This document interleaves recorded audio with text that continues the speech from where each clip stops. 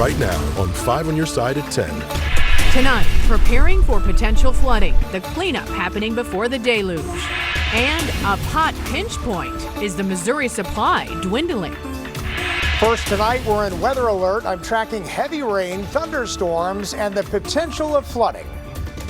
Right now, rain is falling in the St. Louis region. In some spots, it's coming down heavy with rumbles of thunder, and there is more on the way. Good evening. Thank you for being with us. I'm Ann Allred. And I'm Mike Bush. When all is said and done, many will see up to 2 to 3 inches of rain. So let's get straight over to Weather First meteorologist Jim Castillo, who's in for Scott tonight with the latest. And we're looking at already about an inch or just a little bit more than that at Lake St. Louis, and in Lambert about 6,900. So it is adding up really quickly. And occasionally on the sky cams, you can see a lightning strike here or there. We have not had severe weather in St. Louis, but to the south, closer to that front, we have had some hailers and some wind gusts a little bit high down around Reynolds and Iron County. Look at all the lightning strikes here, hundreds of strikes from St. Louis southward. And zooming in where Iron and Reynolds County had a little bit of hail. Let's turn on the hail detection, and you can see that larger hail that rolled right across Lesterville with about a half an inch hail in the area. So a little bit high in terms of that hail, and it looks like that rain, boy, it's just coming down and soaking rain and heavy at times. So Lake St. Louis 1.21, New Melly 8400ths, Wentzville 5100ths, and Wildwood 4700s, Berkeley about 45. River flood warnings, we still are watching the rivers throughout the entire night. Right now, minor flooding on the Merrimack, Kaskaskia, Big River, and Black River. So a lot going on. Coming up in Maine weather, we'll time out when this rain finally tapers off.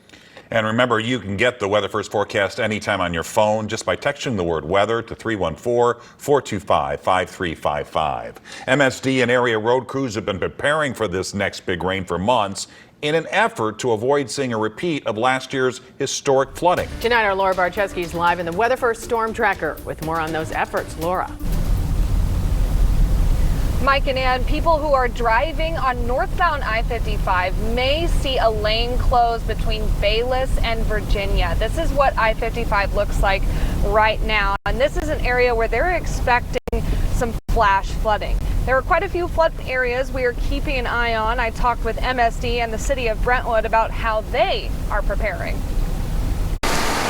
The Metropolitan Sewer District spent Thursday cleaning out storm drains with what they call a vector truck so that water rushing through the streets has somewhere to go. This is essentially a truck with a giant vacuum on it, and they were inspecting and cleaning storm drains. So a lot of times storms will wash yard waste, leaves, branches, trash, all kinds of things down into the storm drains, and those can clog the drains so that they don't work efficiently. MSD says they have quite a few crews on standby to help in areas where issues pop up, and while they're not a flood authority, there are some things they can do. So if you have water coming into your home through a basement drain or a low point in your house, absolutely give MSD a call. If you see ponding around a storm drain, that's where you should give MSD a call. We'll come out and take care of it. And speaking of areas where water needs somewhere to go, the city of Brentwood says since the last major flooding event, they've spent a lot of money on creek cleanup. After the flooding events this past summer with all the damage to the businesses, the city of Brentwood spent about $250,000 to clean out Black Creek, a lot of the debris that was causing this to stop the flow of the water at Black Creek and thereby causing it to jump the banks. Brentwood Mayor David Dimmitt says they've completed 85% of their flood mitigation efforts through the Project Brentwood Bound. In the last few weeks, they demoed a bridge causing problems for Deer Creek. Put in a new bridge, and the nice thing about the new bridge is it's taller and we were able to widen the banks where the new bridge is. So it kind of removes the bottleneck that was there with the old bridge. An important reminder, if you see standing water, turn around, don't drown. MSD has some tips for homeowners in case you have issues. You can find those on KSDK.com. You can see this right lane is closed. This is just after Bayless. And you can find all your weather information on KSDK.com. Reporting live from the Storm Tracker, Laura Barcheski, 5 on your side. Tonight, officials in University City say they're better prepared to deal with potential flooding. Many neighborhoods in the area flooded last July, costing the city millions of dollars in damage. The Stormwater Commission has installed 3 rain gauges in flood-prone areas. The reader gives first responders and residents a lead time of about 40 minutes. I have more time now to rescue things out of a space that I'm worried about getting damaged. I guess for me, I think that it would definitely have helped a lot of my neighbors, because I know that we were trying to call people because it was 2 in the morning. Residents can sign up for Code Red, a notification system that will send them alerts during emergencies via phone, text, email, and social media. A St. Louis man was sentenced today to 5 years in prison after admitting he crashed a stolen car, causing the death of a 15-year-old girl. Kendrick Moore pleaded guilty to involuntary manslaughter and other charges. The crash back in September of 2018 killed Devonna Riggins. Charges were not filed in the case for 16 months. At that time, the I-Team confirmed the officer who investigated the case was one of dozens of officers on Circuit Attorney Kim Gardner's exclusion list. Those are officers thought to be unreliable by the Circuit Attorney based on the officer's past behavior.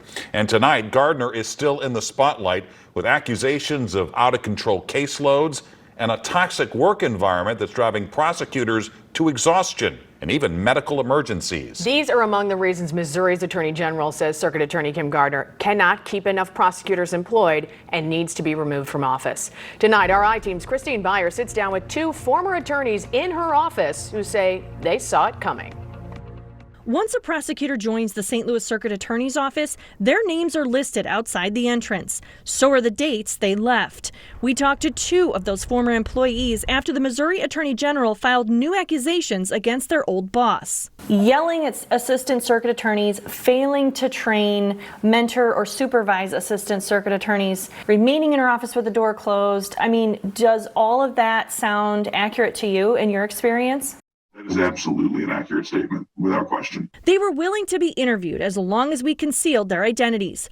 One of them is no longer in St. Louis, working at a different prosecutor's office. The other is now trying a case against Circuit Attorney Kim Gardner's office. Why did you leave? Because working in a toxic environment isn't healthy. In the 122 new pages Missouri Attorney General Andrew Bailey filed against Gardner this week, he says between 2017 and 2020, she either fired or accepted the resignations of at least 85 assistant circuit attorneys. Data from the city comptroller's office shows Gardner's office paid about $5 million in salaries in fiscal year 2017, her first year in office. That number dropped to $2.7 million in fiscal year 2022. As a result of many attorneys leaving, the caseloads have grown and grown and grown.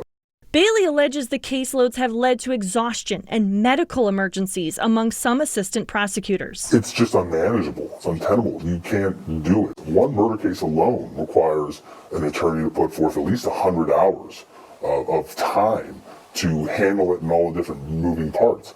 If you have 30, 40 of those cases, it's impossible to do. Gardner has until March 31st to respond to Bailey's most recent allegations. But Gardner did speak at a press conference days after Bailey filed the rare legal petition to remove her. We're going to fight very hard for justice in spite of the vitriol, the hate, the racist attacks. Do you think that this is all racially motivated, all politically motivated, that there's no truth to any of this? No, I find that to be just a lazy argument. The reality is the numbers speak for themselves. There are real people in the city of St. Louis who are getting really hurt. Defendants whose rights are not being respected in order to, who are not getting their due process rights. Victims who are not having their attackers brought to justice. Finally, crimes that are happening that don't have to happen. For the I-Team, Christine Byers, 5 on your side. Late tonight, Gardner's office responded to the I-Team writing, "Our office is reviewing the amended petition. We will issue a full response at the appropriate time. Our office cannot comment on personnel issues." The I-Team also spoke to 4 other former assistant circuit attorneys. You can read the newest court filings and their reactions at KSDK.com. New information tonight about the man accused of killing both his grandparents in Troy, Missouri. Kathy and Donald McRoberts were found shot to death in their home Tuesday night. Lincoln County prosecutor confirms Davion McRoberts was arrested yesterday after walking into a psychiatric care center in St. Louis covered in blood. He's still being held in the hospital under police guard. Charges have yet to be filed. Recreational pot prices are rising in Missouri. Analysts say the sudden surge in sales is resulting in a current marijuana shortage across the state. New tonight, our Robert Townsend is here with reaction. Mike, the marijuana shortage is definitely top of mind for the owner of one St. Louis area dispensary, but neither he or his customers are worried.